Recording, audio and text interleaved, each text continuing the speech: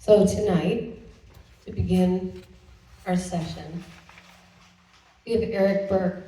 Eric Burke is an amazing writer, actor, you name it. He's got it, man. You know what I'm saying? But he's done a book signing here at Serendipitous, and we're so appreciative of that.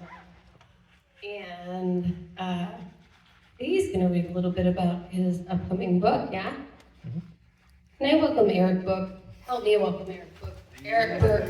Eric Burke to the stage. I'm so sorry. Hello, everybody. I'm Eric Burke. Big shout out and thank you to Mackenzie and Sue for having me back here at Serendipitous Vintage. I did write a book and it was premiered here, Vampires. It's available on Amazon. This is an excerpt from my upcoming book. It's called Ghosts.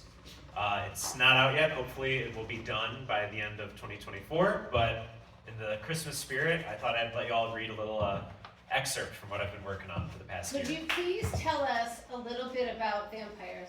Oh yeah, sure. So Vampires is a true crime horror novel.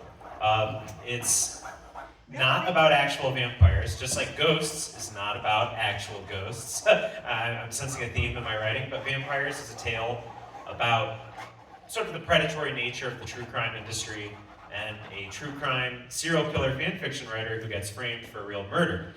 What I'm going to read from you tonight, for you guys tonight, is not that, but it is something that I've been working on that I hope you'll all enjoy. Here's an excerpt from my upcoming book, Ghosts. Memories of mushrooms. Everything is always there. That was the lesson tripping on magic mushrooms taught me. It sounds a little cryptic, but it makes perfect sense. Those four little words are the meaning of life. You can either find those words freeing or damning. You might even think they're pretentious or silly, but they're the truth all the same. It took me 30 years to uncover those words and their truth. If I'm being honest, I didn't realize that everything is always there until the second time I tripped on shrooms. The first time I tripped, I ruined my own life. My girlfriend Erin picked up the psilocybin-filled fungi from her brother in Red Hook. She smuggled them in her carry-on bag back through JFK, committing several serious felonies. She was so proud to show them to me when I met her at O'Hare, not because she got them past the TSA, but because her brother supposedly grew them himself. I didn't know what to make of the weird little fungal boys at first. They didn't look like portobellas or anything I'd ever seen on a pizza. They looked like the death caps lurking in the woods of my hometown, and they smelled like dirty socks. I figured these little stinkers would be no different from booze or pot, so Erin and I split the eighth down the middle. They tasted like socks, too. So that was mistake number one. If you're reading this and you want to try magic mushrooms, take the whole eighth yourself. Be sure to eat the whole mushroom while you're at it. Erin and I weren't brave enough to eat the caps. Mistake number two was ingesting only the stems. Blissfully unaware of the shitstorm that was to come, Erin and I loaded our jackets with concealed cans of Daisy Cutter and hopped in an Uber. We made our way from our Rogers Park apartment to the Music Box, a beautiful old movie theater on Southport. We spoke with great excitement about the Bong Joon-ho film we were about to see, but other than that, we weren't feeling anything psychedelic. During this period of my life, when I was long graduated from theater school and nearing the end of my 20s, I was convinced that when I died, my heaven would be the Music Box. I didn't care that the seats were uncomfortable or that the sound wasn't great. It's one of the few 70mm theaters left on the planet, and it plays some of the best films in the world. It's 90 years old, and when you sit down in your seat and those lights start to dim, you feel every second of that age. It's magical. Erin wasn't a movie girl, but she was an art hoe. She majored in jazz, but never liked it when I called her an art hoe, even though I meant it in an endearing way. The main reason I convinced her to see Memories of Murder with me was because she really liked Parasite. Art hoe. We got our tickets, crammed ourselves into our seats, and shotgunned the Daisy Cutters as the movie started to play. That was mistake number three. Never drink and do magic mushrooms. I started to feel funny around the end of the first act. I went to wipe my brow and my hand came away soaked.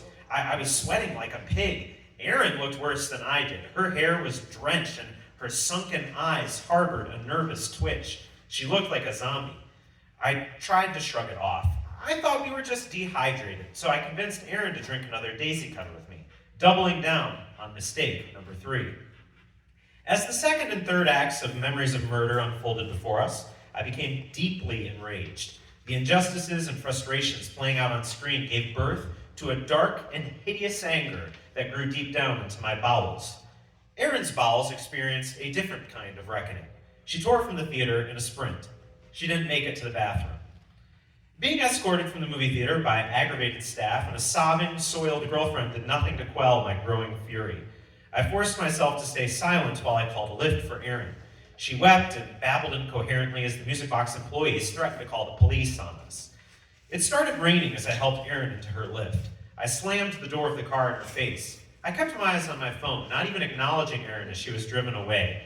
I even gave the driver, who graciously escorted my incapacitated girlfriend home, a 1-star rating, just to be a vicious bastard.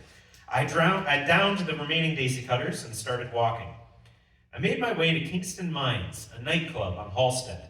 I'd hoped that a walk and some fresh air would clear my senses, but instead the damp evening only cemented my foul mood. What was worse, the world was tilted and blurred now. The glowing city looked like a broken watercolor painting through my eyes.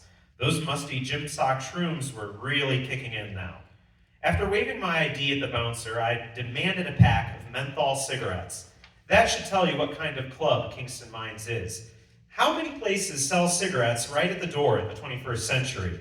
What was stranger was the fact that I don't smoke cigarettes. Trying new things while tripping? That's mistake number 4. Mistake number 5 was continuing to drink heavily. I stumbled over to a table and ordered a bucket of Miller Lights. I downed 2 bottles and tried unsuccessfully to calm down. The musical act tonight was a group of middle-aged bluegrass singers playing like some wannabe CBGB's act. Their horrendous music kaleidoscoped into my ears. The room started to twist and contort. I wanted to puke, so I chain-smoked the entire pack of menthols right there in the club. I remember finishing the bucket of Miller Lights as a concerned server watched me with fear. I don't remember getting nasty with the manager after they told me I'd have to smoke outside, and I don't remember asking, what's the point of selling Maverick menthols if you can't even smoke them inside? I don't remember insulting the band. I also don't remember trying to fight the bouncer and getting bodied. Mistakes 6 and 7, smoking indoors and starting a fight, are nothing but memories lost to inebriation.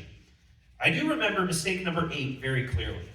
Let's just say it's a bad idea to walk 6 miles in the pouring rain after getting your ass kicked while tripping on shrooms. I was half naked now, too. I had thrown my jacket at the bouncer right before he clocked me, and I was using my rain-drenched shirt as a makeshift ice pack for my black eye. I barely made it back to my 2-bedroom Rogers Park apartment. The blazing, ghostly illumination of the light on the front porch felt welcoming. I stared into that rain-washed halogen bulb until I started shivering. I took a deep breath of petrichor in through my nostrils and stumbled inside. Erin's cats, Mimi and Lulu, looked at me strangely as I shut the door behind me. I think they knew I was out of my gourd. I didn't blame them for wanting nothing to do with me. I wanted to kill myself and everyone I knew. In the living room, I found Erin snoring away on the couch. She was facing the seats, leaving her back exposed to me. She'd cleaned herself up. I collapsed on the floor in front of the TV. My fall didn't wake her. I pulled myself up onto my butt and leaned against the entertainment center. I tried to catch my breath, but all I could do was curse myself quietly. I looked at Erin. I really looked at her for the first time in my life. I found the curvature of her form lying there, sinking into the couch to be deeply erotic. Her red hair was still wet from the shower. Her tights were a ragged mess. Her toes peeked out of the holes in the feet. Her back was perfect, easily one of the top 10 backs in the entire human race. She was lithe, sinewy, and strong. The breathing exercises required for jazz singing were doing wonders. And people tell me music should be cut from public education. Slowly, beyond notice until it was too late, her back became a wall between us. Looking at her in this way made me deeply sad. I couldn't see her eyes. She had big blue eyes like nothing else. I couldn't see her thin lips or her large ears. She hated her lips and ears, but I loved them. They just needed more kissing, that's all. I couldn't see all the things that she hated about herself, the things that made me love her. It wasn't just her looks that made me adore her. I'm not that shallow. I loved her affinity for animals. The way she doted on Lulu and Mimi was special. I would never get pets on my own. I loved how she stood up for her beliefs. I loved her dreams. I loved her goals. She would be going places, no thanks to me. I realized right then and there that our relationship was going to end. It wouldn't be her fault, it would be mine. I was the one who was acting like a bratty, mean little boy. I was the one tying her down. I was the one who became hateful when I got sad. I was always the first to get nasty in every fight. All the things I hated about myself were things no one could overlook. Lips, ears, backs, and toes were not my cross to bear. My problems were things no one could overlook or find endearing. There were things that polluted me so deeply that I could never change them. I was empty inside, empty and sad like a void. I couldn't make my parents proud. I couldn't direct plays. My direction sucked. I was a creepy, unemployed, talentless hack, and Erin was only there because she pitied me. I knew she would leave me. I sat there in front of the TV and cried. Erin didn't wake up. I slept on the floor. In the morning, Erin berated me over how fucked up the shrooms had made her. Like her smuggling them out of New York City and having an accident with the music box was somehow my fault. I convinced myself that it was. I spent the next 2 hours after that fight puking up green chunks in our bathroom. Never chain smoke a pack of cigarettes in under an hour, kids. Especially not menthols. Fuck menthols. Erin left me a week later. I went on a bender after that. I would call that a mistake, but I didn't have access to the shrooms anymore. Erin had thrown them out. At the end of the month, I was evicted. I couldn't afford a 2-bedroom apartment in Chicago with no job. The day I was kicked to the curb was also the day my father tried to reconnect with me.